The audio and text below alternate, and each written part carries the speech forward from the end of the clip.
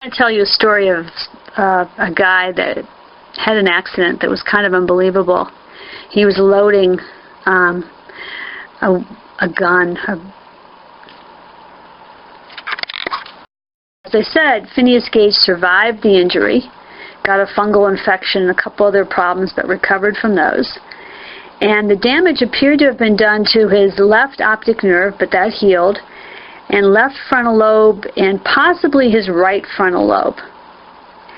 Pre-injury, he was described as hardworking, responsible, and popular with the people he supervised, but post-injury, he was described as childlike, unable to follow through with plans, uncontrollable, impatient, and lacking good judgment, which is exactly what you would expect from someone with a frontal lobe injury, because it's responsible for social judgment, it's responsible for planning ability, planfulness, it's responsible for controlling impulsivity, and all those things that he had trouble with.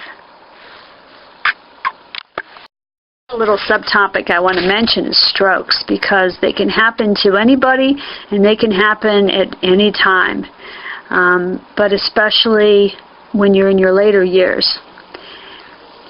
Strokes can occur. What happens in a stroke is that there's a blockage in an artery that carries blood to the brain, and strokes can damage part of the brain that's involved, the part of the brain that's involved where the clot is.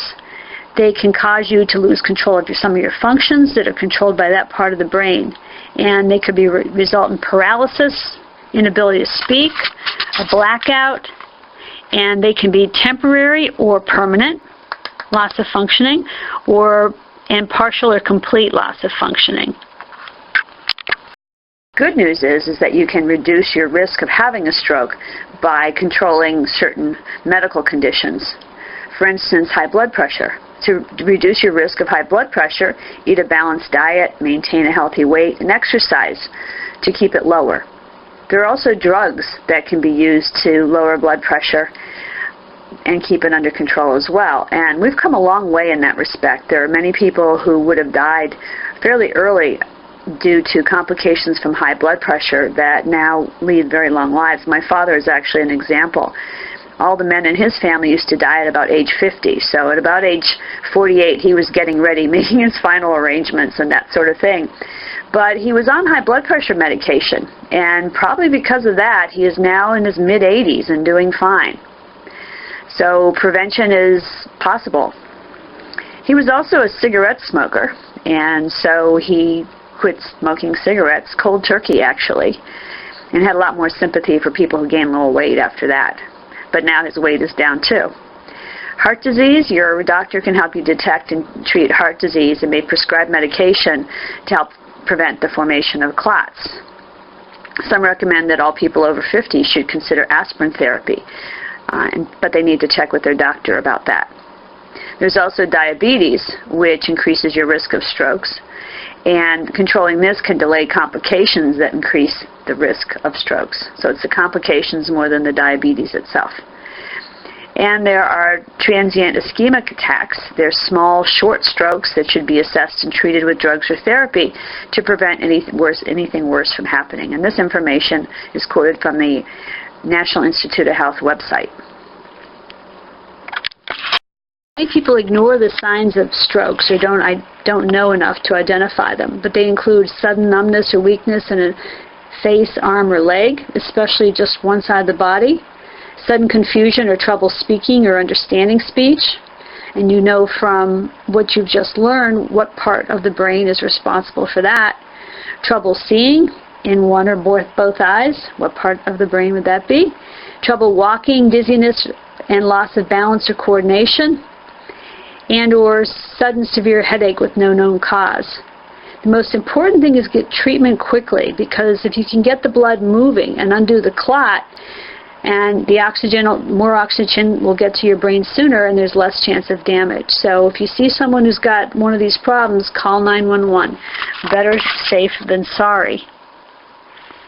And some of you may have parents, or, strokes can occur, as I said, to anyone. If you've had surgery recently, if you have a history of strokes in the family, if you have a number of different issues that are related to strokes, they can be a risk. And the next clip shows how strokes affect our brains and functioning. And I found some other graphics that are kind of interesting regarding brain activity and effects of drugs. The next pictures represent patterns of activity in brain subject to certain destructive drugs. And I'm talking about these not this for the sake of dramatizing, but these are just real graphic pictures of how certain types of drugs can be very destructive. For instance, ecstasy can do a lot of damage that decreases the normal firing of a brain. Or crystal meth. Crystal meth, back in my day, there used to be a lot of horror stories about pot and reefer madness and the damage it would do. Well, and whether or not it increased the likelihood that you'd become psychotic or schizophrenic.